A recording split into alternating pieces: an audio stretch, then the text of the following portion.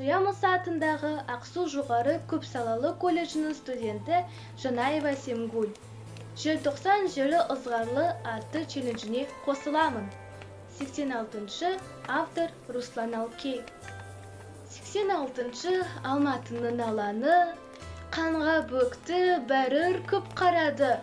Қылшылдаған қазағымның жастарын, ұрды соқты, қырды жойды, қамады.